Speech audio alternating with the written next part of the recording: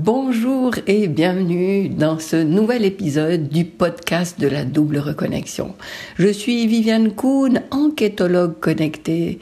Ça veut dire que je t'invite à retrouver qui tu es, dans la mesure où tu t'es probablement oublié, tu t'es mise de côté à force de faire passer tous les autres avant toi, et la vie qui est la tienne ne ressemble pas forcément à celle dont tu rêvais il y a peut-être fort longtemps. Alors, je t'invite à t'autoriser à retrouver celle que tu es et à vivre la vie qui te correspond.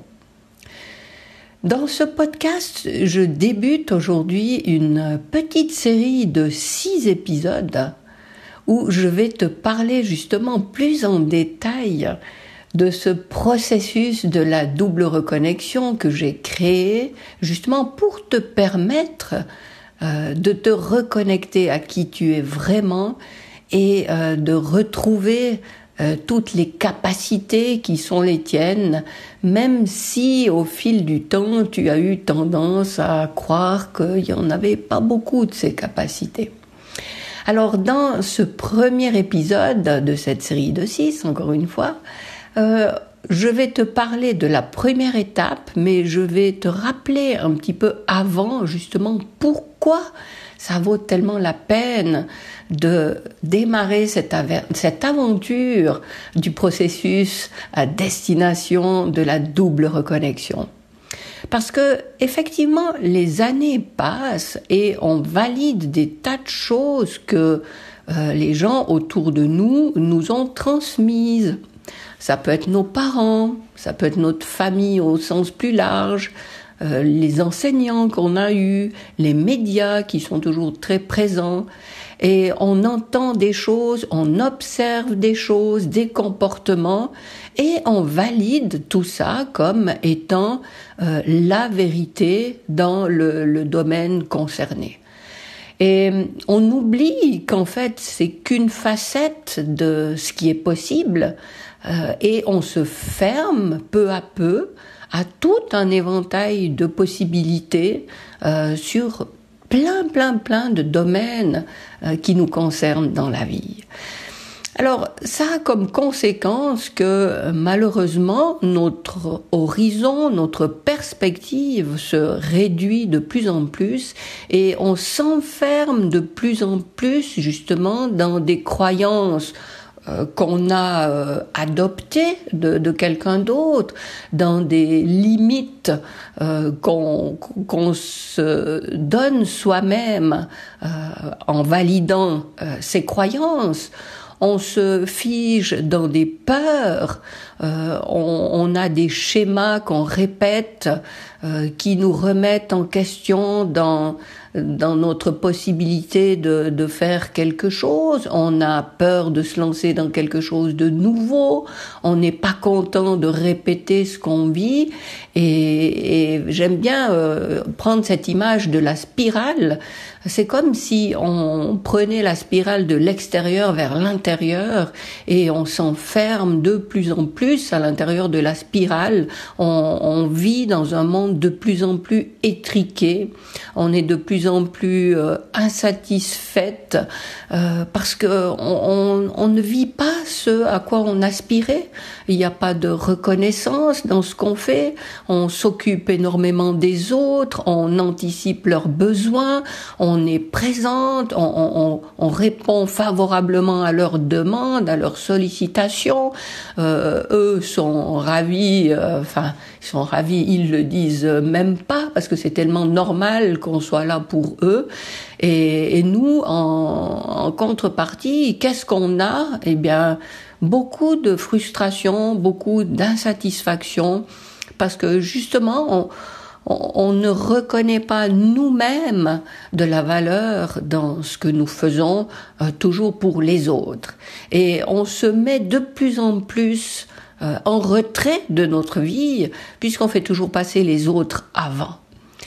Alors, quand on est au centre de la spirale, parfois il se passe un déclic qui peut être dramatique selon les cas, mais qui peut aussi ne pas l'être, qui est un déclic heureux qu'on vit à travers une lecture, un film, comme ça a été mon cas, une rencontre, enfin plein de choses positives, mais quand c'est plus dramatique, ça peut être un licenciement, un divorce, une maladie, etc. Enfin bref, quand on est au milieu, là, presque au bout du centre de la spirale, il se passe souvent quelque chose qui représente ce déclic et qui nous invite à observer ce qui se passe et puis à se demander, mais qu'est-ce que je fais là ? Je suis complètement à côté de la plaque, tout ce que j'ai fait jusqu'à maintenant, mais est-ce que ça me correspond vraiment ? Peut-être qu'on n'était même pas tant malheureuse que ça, c'est pas le souci, mais est-ce que j'ai vraiment été dans la direction que je rêvais quand j'étais enfant, quand j'étais adolescente ? Et puis on a comme un sursaut de lucidité, de se dire « Oula, il est peut-être temps de corriger le tir, de changer de route et puis d'aller là où je veux aller vraiment ». Et le processus de la double reconnexion, c'est vraiment un support pour faire ce changement d'orientation. Ça ne veut pas dire qu'on envoie tout promener, mais ça invite à voir les choses autrement et à les envisager autrement dorénavant. Et ça nous permet de ressortir de cette spirale. Et puis, quand on a fait quelques tours, là, pour ressortir de la spirale, qu'est-ce qui se passe ? On se rapproche de plus en plus de la sortie de la spirale qui est justement l'ouverture dans cette dimension dont nous sommes tous originaires, cette dimension où règne l'unité, où tout est présent en même temps, où tout est possible en même temps. Mais voilà, justement, quand on s'est incarné, on s'est confronté à la matière qui a rendu cette globalité plus difficile à manifester. Et voilà, cette barrière de la matière a fait que nous avons vécu la vie que nous avons vécue jusque-là. Et quand on a l'occasion de faire cette prise de conscience qu'on est dans cette spirale et puis qu'on veut faire demi-tour pour en sortir, eh bien c'est tout à fait possible. C'est ce que j'ai fait personnellement, si je peux te partager ça, l'année de mes 50 ans, justement, en voyant un film qui s'appelle « Médium d'un monde à l'autre », qui m'a ouvert de nouveau un champ des possibilités que j'avais complètement fermé à mes possibilités. Pardon.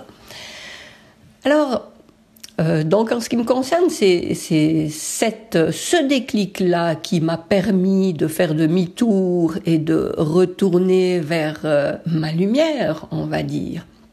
Et voilà que j'ai eu à cœur depuis de partager cette possibilité.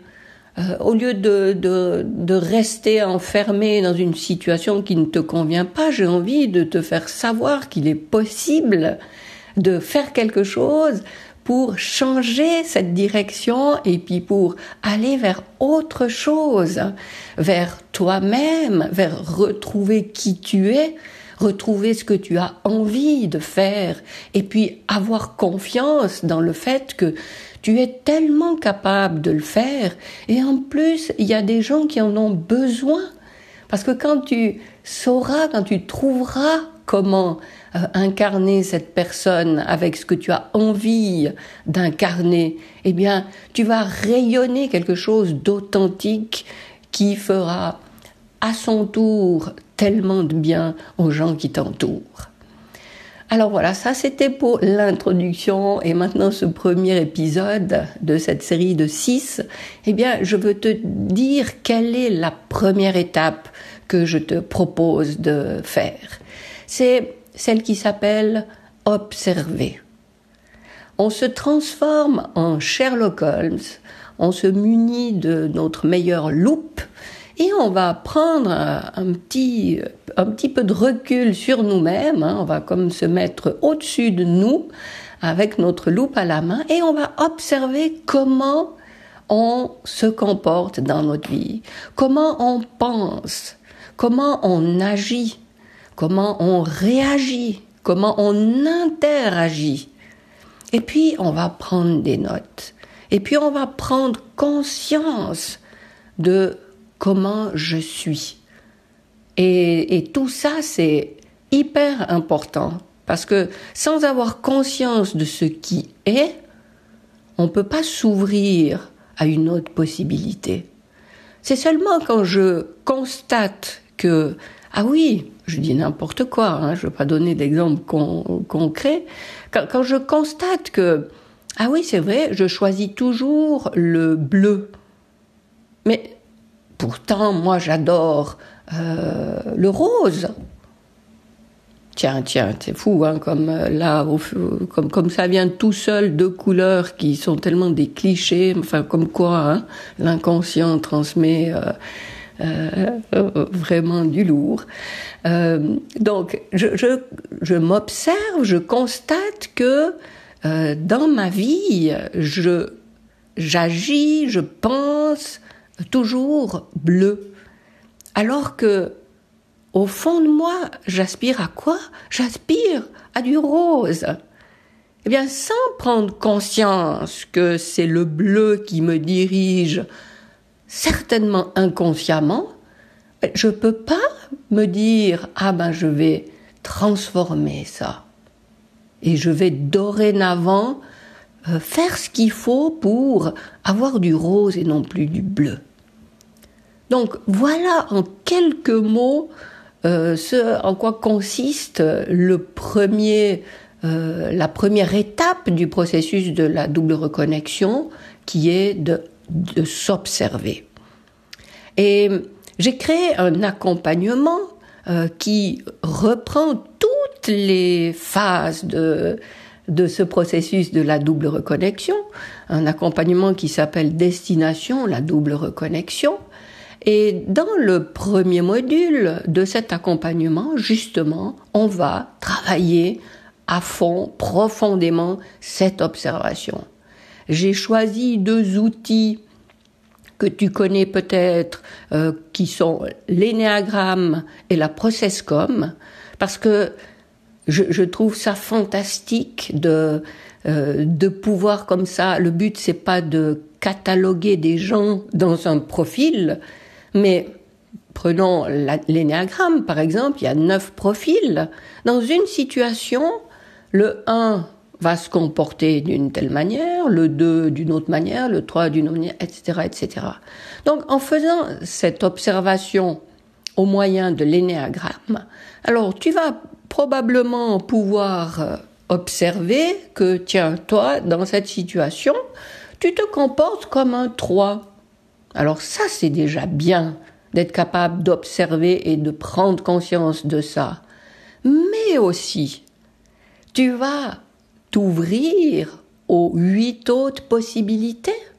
Parce que tu verras, tu te reconnaîtras effectivement dans un fonctionnement, mais tu verras que le 1 réagit comme ça, le 2 comme ça, etc. Les 8 profils qui ne sont pas le tien dans cette situation réagissent autrement, se comportent autrement. Et ça a tellement de conséquences positives, ça. 1, ça te permet d'en prendre conscience. 2, ça te permet de prendre conscience que oui, les autres peuvent se comporter autrement dans une situation. Et c'est pas qu'ils sont fous, et c'est pas qu'ils veulent absolument te contrarier, et c'est pas qu'ils veulent te saboter, c'est simplement qu'ils sont différents. Donc ça, c'est le deuxième point positif de cette observation.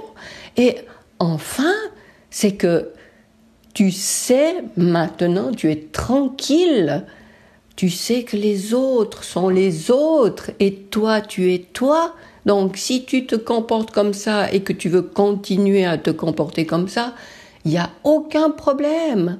Les autres se comportent autrement et il n'y a aucun problème non plus.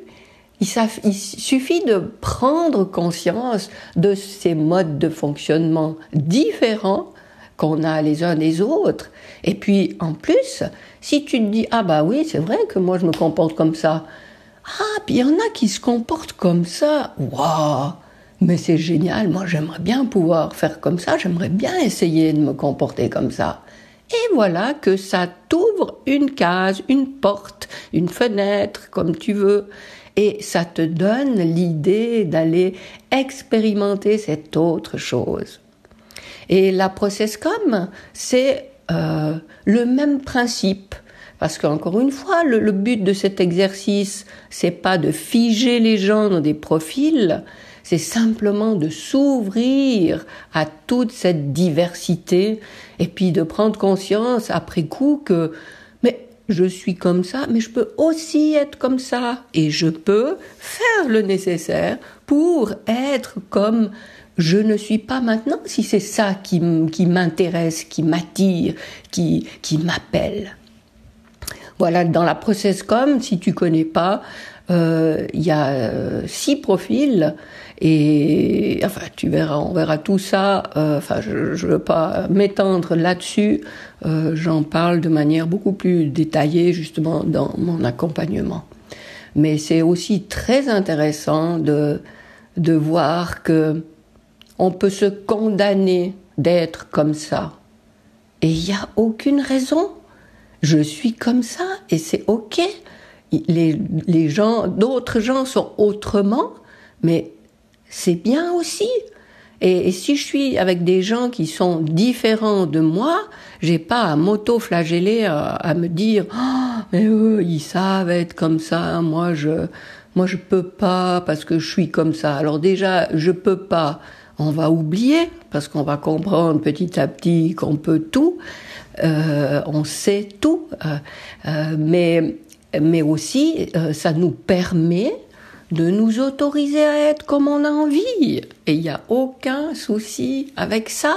Et on n'a pas besoin que les autres se comportent comme nous. Et les autres n'ont absolument pas à exiger de nous qu'on se comporte comme eux non plus.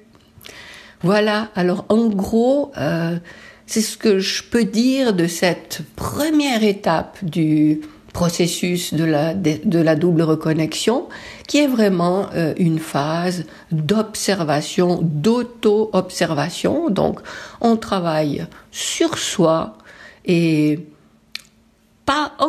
c'est à travers le travail qu'on fait sur soi qu'on ouvre aussi, qu'on adopte un nouveau regard sur les autres, puisque moi, je m'autorise à être comme ça, et donc j'autorise aussi quiconque autour de moi à être comme elle est.